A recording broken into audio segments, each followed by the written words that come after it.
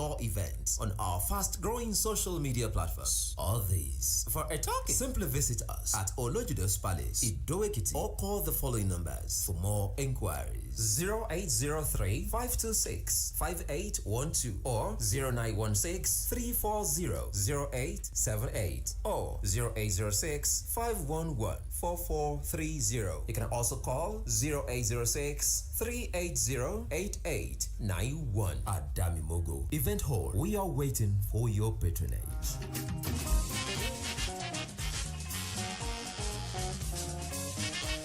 Good morning from wherever you are listening to this dial. This is the Daily Dose on Adamimogo 107.7 FM Ido-Ekiti, where we bring to you stories making rounds in the national dailies.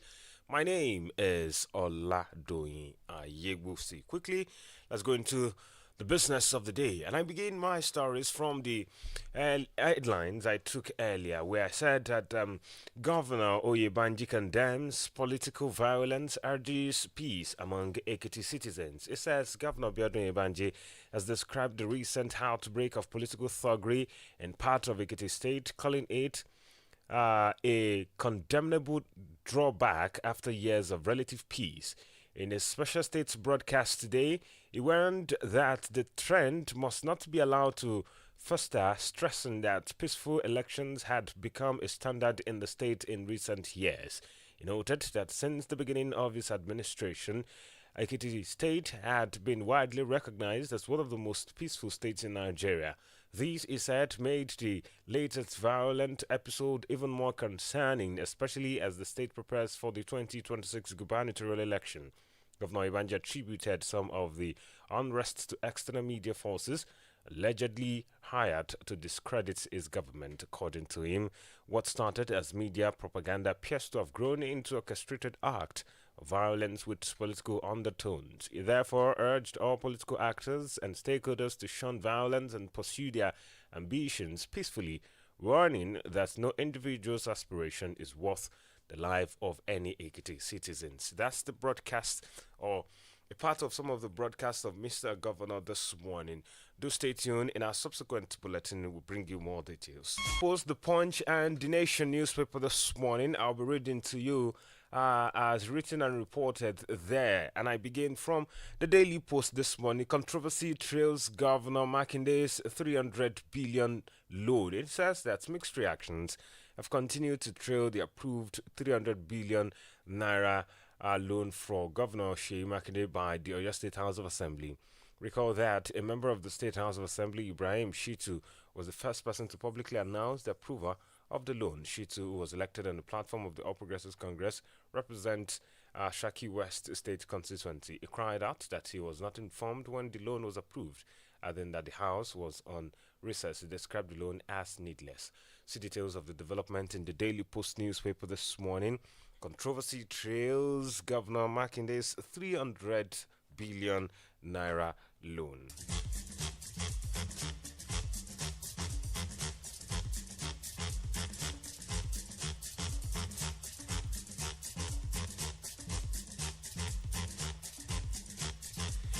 And concerns over Nigerian government's delayed payment of contractors. Still in the Daily Post newspaper this morning, there will be concerns over the delayed payment of contractors by the Nigerian government. This was amplified recently by the chairman of the House of Representatives Committee on Monitoring and Evaluation, Obi Agwacha. He had called on the Nigerian government to look into payment accrued to the contractors since last year. Earlier in June 2025, Bauchi lawmaker Senator Abdul Ahmed Ningi had also raised an alarm over non-payment of federal government contractors since 2024. On the floor of the Senate, Senator Ningi called for an immediate investigation. And in reaction, the federal government, through the Office of the Accountant General of the Federation, had pledged commitment to begin payment of contractors. However, the pledge was not immediately fulfilled. The situation continued to trigger concerns and anxiety among stakeholders, with its attendant effect on the economy. Then this Daily Post decided to break it down. Stakeholders fume. Nigerian government begins payment to contractors amid outrage, and some of that latest development there. See details of that in the Daily Post newspaper this morning concerns over Nigerian government's delayed payment of contractors. Newspaper this morning, terrorism trial, federal government may seek EPA's repatriation after Finland's 6-year jail term. It says the federal government has hinted that it may seek to repatriate or the repatriation of Simon Ekpa to Nigeria following a 6-year jail sentence in Finland for terrorism-related offences. The Pijat Home District Court in Finland on Monday sentenced the Nigerian-born Finland to 6 years in prison for terrorism-related crimes and other offences. The 40-year-old former municipal politician from Lati was convicted on multiple charges including participation in the activities of a terrorist organization, incitement to commit crimes for terrorist purposes, aggravated tax fraud and violations of Lawyers Act. The court ordered that Ekpa remain in custody according to the judgment. Between August 2021 and November 2024, Ekpa attempted to promote the independence of so-called Biafra region in southern Nigeria through illegal means. Said, and I quote, he used social media to gain a political influential position and took advantage of the confusion within a key separatist movement in Nigeria to play a significant role in it, the court statement stated as reported by BBC News Pidgin. Ekpa denied all charges against him, but that's the development there. He's been sentenced to 6-year jail term in Finland. Well, see the Punch newspaper through to see the details. Terrorism trial. Federal government may seek EPA's repatriation after Finland's 6-year jail term. SF1 media against harmful report. It says the United Nations Children's Fund, UNICEF, in collaboration with the Federal Minister of Information, has commenced a 2-day regional workshop in Kano to equip journalists with the skills and ethical principles required to reporting stories involving children. The workshop, which began on Monday at Tahir Guest in Kano State, drew participants from Kano, Katsina, Kaduna, Sokoto, Zamfara, Jigawa, Kebbi, Nasarawa, Niger, and the FCT. In his keynote address, the head of UNICEF Kano's field office, Mr. Rahama Mohammed, described the ethical reporting of children as a vital service to democracy and to community, stressing that journalists must place the best interest of children above sensitization or sensationalism. He further said some other things, and as well, representative of the federal government, that's Mr. Doyin Ayegbusi, head of Child Rights Intervention Bureau of the Federal Ministry of Information, also gave his own charge there. See details of that development in the Punch newspaper this morning. Federal government, UNICEF warned media against harmful reports. In Abuja, Kaduna rail track will be restored in 10 days, says Minister. Says the transportation minister has said that has assured Nigerians that the damaged portions of the Abuja-Kaduna track will be restored in the next 10 days. Some portions of the rail tracks and coaches were damaged last Tuesday when a Kaduna-bound train derailed at Asham Station. There were 618 passengers, comprising 583 passengers, 15 crew members of the Nigerian Railway Corporation (NRC), 1 medical personnel, 8 cleaners, and 11 catering workers on board when the train derailment occurred. Several passengers sustained varying degrees of injury in the accident.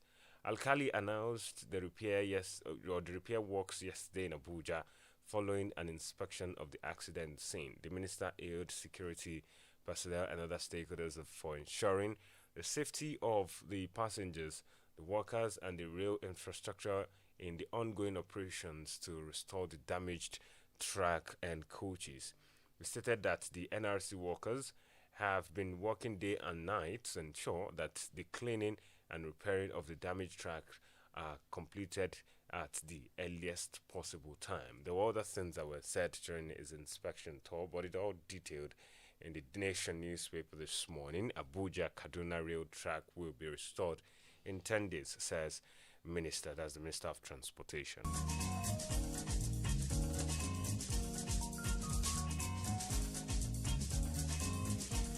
President Tinubu reaffirms oath to serve fairly. I'm reading from the Nation newspaper still. It says distribution of federal projects are not skewed in favor of any of the 6 geopolitical zones. That's according to President Bola Tinubu. The president who reaffirmed his commitment to serve all Nigerians equally or equitably also dismissed claims that his administration has disproportionately favored the South in the distribution of federal projects. He attributed the claim to some northern opposition figures who were, however, not named. In a post yesterday on his verified X handle, the president declared that the oath he took upon assuming office compels him to work for every Nigerian, irrespective of religion, region, or political affiliation. He also further said that to counter allegations of lopsided project allocation, the president released an infographic showing that the northern suburb region have received the bulk of federal project and budget under his administration. Well, while I say you should see details in the Nation newspaper, you can as well go to his verified page on X to also see. Tinubu reaffirms oath to serve fairly. That's from the Nation newspaper this morning.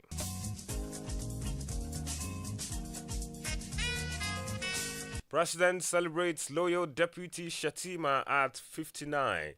It says President Bola Tinubu yesterday described Vice President Kashim Shatima as a loyal deputy, dependable partner, and an embodiment of service-driven leadership. In a personal tribute to celebrate the Vice President on his 56th birthday, President Tinubu lauded Shatima's courage, tenacity, and commitment to Nigeria's progress. He noted that his choice of Shatima as Vice President has proven to be one of his most rewarding decisions. The President's tribute reads in quotes, "Today presents another unique opportunity to celebrate you, my brother and co-traveler and Vice President, as you mark another birthday since we embarked on this journey, united by the shared vision of building a more prosperous nation. Your courage, sense of duty, tenacity, determination, and on behalf and believe in Nigeria's greatness have remained unshaken." End of quote. Highlighting Shatima's public service career, Tinubu commended his record as governor of Borno State and later as senator representing Borno Central, roles in which, according to the president, Shatima proved that leadership is service, not privilege, even in the face of immense challenges. Well, that's the development there, and he further applauded Shatima for other achievement. See details in the Nation newspaper this morning. President Tinubu celebrates loyal deputy Shatima at 59. Paper this morning, power-hungry politicians are seeking to remove Tinubu. That's coming from the presidency. It's a special advisor to the president on media and strategy. Bayo Ononga has described those calling for the removal of President Bola Tinubu from office as power-hungry politicians who feels politically displaced. He spoke against the backdrop of comments of former Kaduna State Governor Malam Nasir El-Rufai that the president would not be re-elected in 2027. The former Kaduna governor had in an interview said, and I quote, "I was governor of Kaduna State. I was one of Bola Tinubu's biggest campaigner, but I couldn't deliver the state to him. Bola Tinubu himself couldn't win his state with his own governor in place. So these things are not as theoretical as people want them to be. If you want to engage in self-delusion, you are free to do so. I will not tell you how we are going to win, but I will tell you very clearly the worst case scenario in 2027 election is that no winner will emerge in the first round. We may have to go for a runoff, and Bola Tinubu will not be on the ballot for the runoff because he will at best be third in the election. He has no pathway to win. I have done the math. I have done the analysis. He will at his best be third. Those were the words of Malam Nasir El-Rufai there in that interview on Sunday, saying that the president not win the election. But reacting yesterday, Onanuga in a statement via his ex and accused El-Rufai of being at the forefront of the campaign of removing the president, despite admitting that the past 4 years was not enough for any leader to deliver meaningful changes. He said, and I quote again, Nasir El-Rufai confesses that here that 4 years is not enough for a political office holder to make meaningful changes, yet he is at the forefront of the gang of political desperados plotting President Tinubu after just 2 years into his tenure. What a contradiction. Those were the words of Ononuga there. Well, I'll let you see the back and forth as it is detailed in the Vanguard newspaper this morning. Power-hungry politicians seeking to remove Tinubu, that's coming from the presidency. And still in the Vanguard newspaper this morning, Jonathan to Kayamo Odinkalu, keep off my political journey. It says the unofficial race for the 2027 presidential election continued yesterday with former President Goodluck Jonathan berating Minister of Aviation and Aerospace Development Festus Keyamo and Professor Chidi Odinkalu, a law teacher, over the opposition to his presidential bid and warned them to keep off his political journey.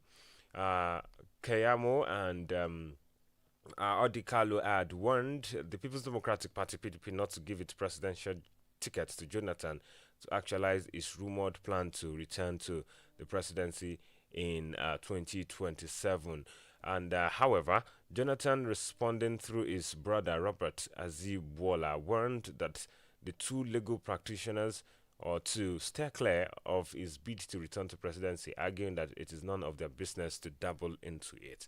Well, that's the detail there, or see details rather, in the Vanguard newspaper this morning. The back and forth has been going since Sunday. Jonathan to Kayamo Odinkalu, keep off my political journey.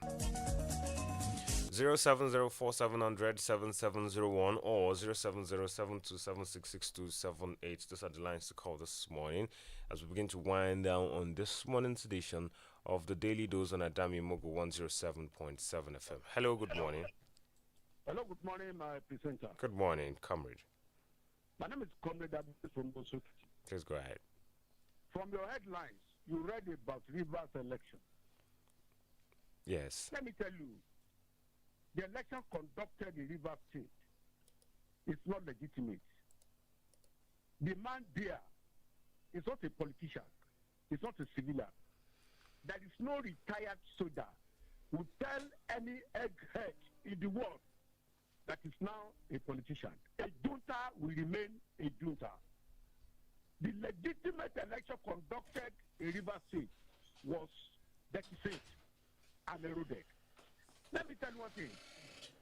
The present election, by the grace of God, when democratic government will restore back to Rivers State, it will be cancelled.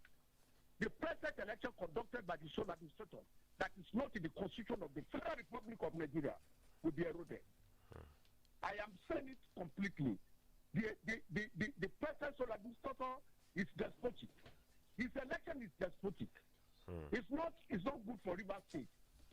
It is a ruse. It's jadon.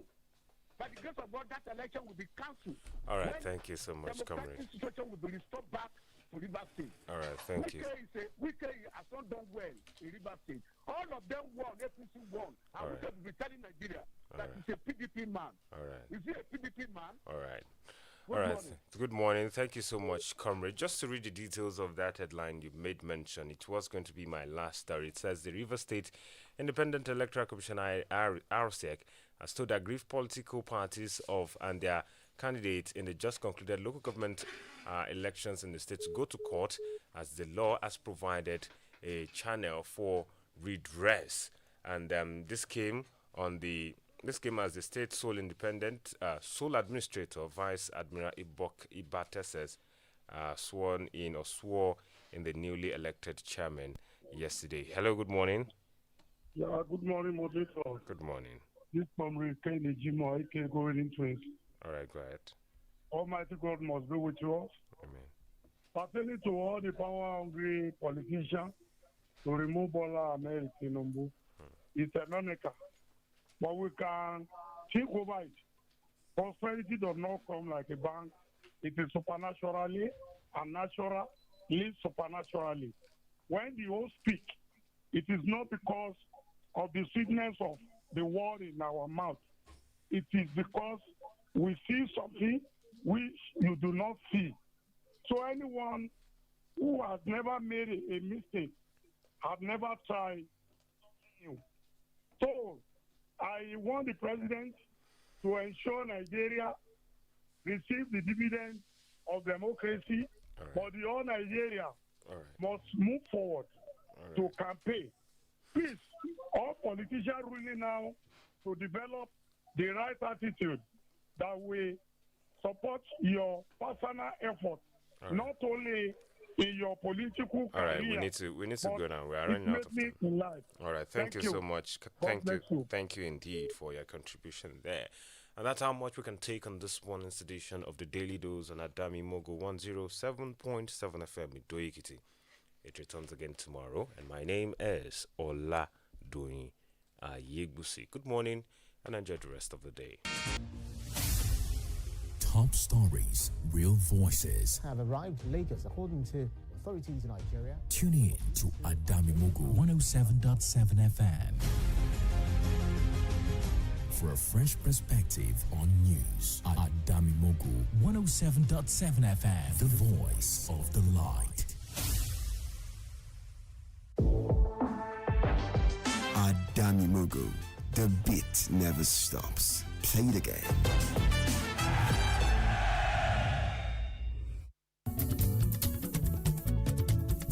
Adamimogo radio station Plenbo. Adamimogo radio station Omile Titi. Adamimogo radio station Plenbo. Adamimogo radio station Omile Titi. Mommy and daddy Sumobi, brother and sister Tetibo. Loba loba pẹ̀lú ìjòyè ẹ tẹ́tí gbọ́. Ìkànnì yìí gangan ni kẹ́ ẹ máa gbọ́ o. 107.7 FM ní tiwa o. Adamimogo radio station lẹ́ngbọ́. Ìdú ọ̀gọ̀gọ̀ mo di láwa. Radio station Omile Titi. Apolówó ọjà o, kájébù gbàjẹ́ o, ìròyìn lọ́lọ́kọ̀ òjọ̀kan. Ṣáwa lónìí, ètò pẹ̀lú àṣà, ìyẹn lóríṣiríṣi o. Adamimogo radio station Omile Titi eva. Adamimogo radio station ọmọ adani wáyé. Adamimogo radio station Omile Titi. Adamimogo 107.7 FM Ìdó Èkìtì láwà, Olúwa ló ń fún wa ṣe. Adamimogo ó dùn ó yàtọ̀ òyìnbó. Adamimogo ó dùn ó yàtọ̀ òyìnbó. Ọgbẹ́ mi yára mi mọ̀ra ọgbẹ́ mi yóò mẹ́dẹ̀mú. Ọgbẹ́ mi súná náà òjò mi. Ọgbẹ́ mi sómi omi ò gbé mi lọ. Ọ̀tòkè ọjà mi lulẹ̀ àròbọ̀ mi ò dá o. Lógún yẹ mi pẹ̀lẹ́ o, mo tún gbé dídùn dóde. Ajá ni mo mú yókò bẹ́ẹ̀ mọ̀ máa jà láyún o. Ajá jájá ọmọlẹ̀ jájà lá o.